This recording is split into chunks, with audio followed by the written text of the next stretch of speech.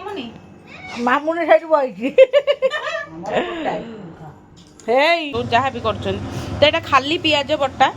ଏଇଟା ଅଦା ରସୁଣ ଖୁସିରେ ରୋଷେଇ କରୁଛି ନା ଡେଲି ଖୁସିରେ ରୋଷେଇ କରେ ଯେତେବେଳେ ବି କରେ କିନ୍ତୁ ଆଜି ଟିକେ ବେଶୀ ଖୁସି ଅଛି କ'ଣ ପାଇଁ ନା ଆଜି 2 ଜଣ ଆମ ଘରକୁ ଆସୁ ସିଝା ମଟନ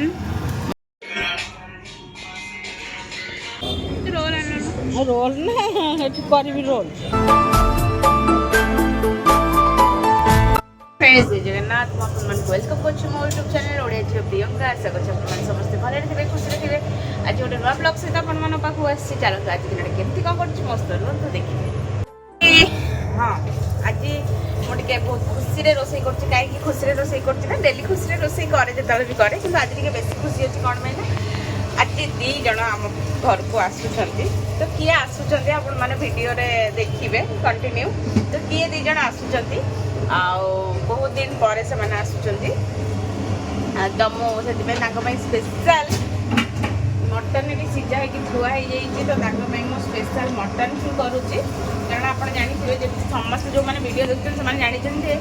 ପ୍ରିୟଙ୍କା ଦିଦିଙ୍କର ମଟନ୍ ତାଙ୍କ ଘରେ ସମସ୍ତେ ମଟନ୍ଟା ଆକ୍ଚୁଆଲି ଫେଭରେଟ୍ ତ ମୁଁ ସେଥିପାଇଁ ମଟନ୍ ହିଁ କରୁଛି ତ ମଟନ୍ ସିଝା ହେଇକି ଥୁଆ ହେଇଯାଇଛି ତ ଏଠି ତେଲ ଗରମ କରିବାକୁ ଛାଡ଼ି ଦେଇଛି ଆଉ ଆଳୁ ଟିକେ ଭାଜି ନେବା ଭାଜି ଦେଇକିନା ମସଲା ଫସଲା ମୁଁ ବାଟି ଦେଇଛି ସବୁ ଦେଖେଇ ଦେଉଛି ଆପଣମାନଙ୍କୁ ସବୁ ମସଲା ଫସଲା ମୁଁ ବାଟିକି ରେଡ଼ି କରିଦେଇଛି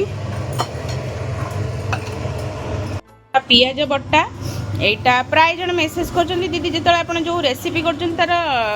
মানে রেসিপিটা পুরা সেয়ার করতু যা বি করছেন তো এটা খালি পিঁয়াজ বটা এইটা অদা রসুণ আউ যে শুখিলা লঙ্কা জিরা আর ডালচিনি ଆଉ ପାନମଧୁରୀ ଟିକେ ତ ସବୁ ପକେଇକି ଏଇଟା ଗ୍ରାଇଣ୍ଡିଙ୍ଗ କରିଛି ଆଉ ଏଇଠି କଟା ପିଆଜ ରଖିଦେଇଛି ଏଠି ଅବିକା ଆଳୁ ଭଜା ହେବ ମାମା ଆଳୁଟା ଧୋଇକି ଆଣିଲା ତ ଆଳୁଟା ଭଜା ହେବ ତ ମାମା ଏବେ ରିସେଣ୍ଟ ମଟନ୍ ନେଇଥିଲା ମାମା ଖାଇଥିଲା ବୋଲି ତ ତାର ଇଚ୍ଛା ନାହିଁ ତ ସେଥିପାଇଁ ମାଛ ଆଇଛି ଏଇଟା କି ମାଛ ମାମା ପୋହଡ଼ା ମାଛ ତ ବଡ଼ ପୋହଡ଼ା ଆସିଛି ବଡ଼ ପୋହଡ଼ା ମାଛ ଆସିଛି ବଡ଼ ପୋହଡ଼ା ମାଛ ବି ରୋଷେଇ ହେବ ଆଉ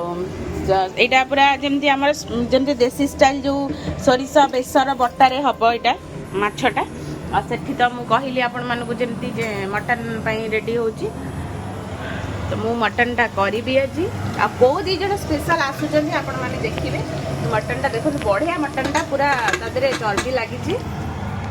ତ ଦେଖନ୍ତୁ ଆଜି କିଏ ଆସୁଛନ୍ତି ଆଜି କେମିତି କ'ଣ ଦିନଟା ମୋର କଟୁଛି ମସ୍ତ ରୁହ ସିଝା ମଟନ୍ ମସଲା ଟିକେ କଷି ହେଇ ଆସିଲାଣି ତା ଦେହରେ ଟିକେ ପକେଇ ଦେଇକିନା ତାକୁ କଷିଲେ ଆହୁରି ଟେଷ୍ଟଟା ବଢ଼ିଆ ଆସେ ସେଥିପାଇଁ ମୁଁ ସବୁ ମସଲା ଦିହରେ ଟିକେ ସିଝା ମଟନ୍ ପକେଇ ଦେଇଛି କିଛିଟା ସିଝା ମଟନ୍ ପକେଇଛି ଦେଖନ୍ତୁ ଆଉ କିଛିଟା ମଟନ୍ ରଖିଛି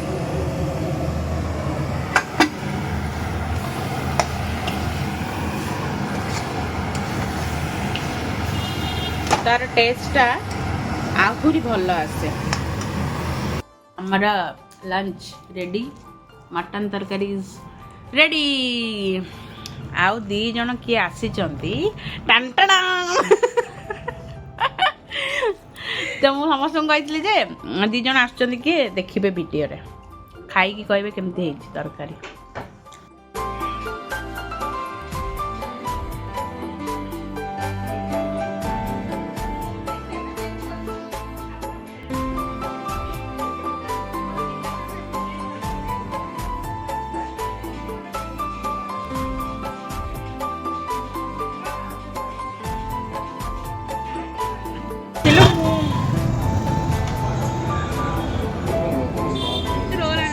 ରୋଲ ନା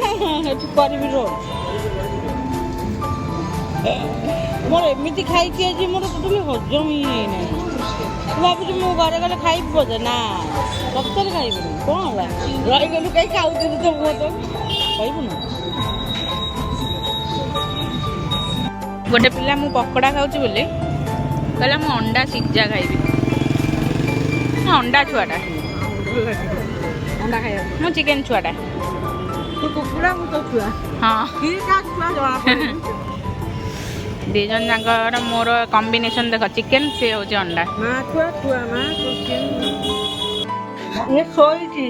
କହୁଛି ମୁଁ ଶୋଇଛି ମୋର ବ୍ଲକ୍ କରନା। ଇଏ ବଇଛି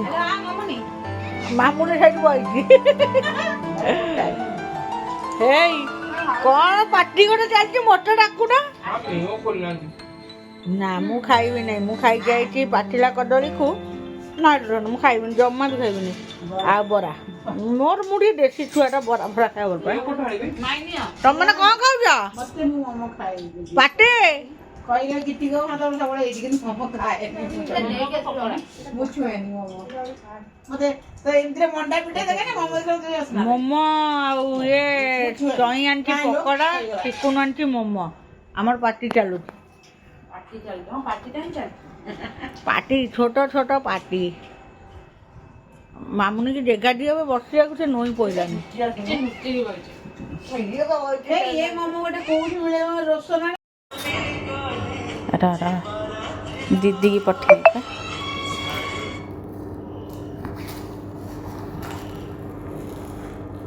ପାନଟା ନବୁ ଫାଇନାଲି। ଜଲି ମୋଟି ତ ପାନ ନେଇଗଲା।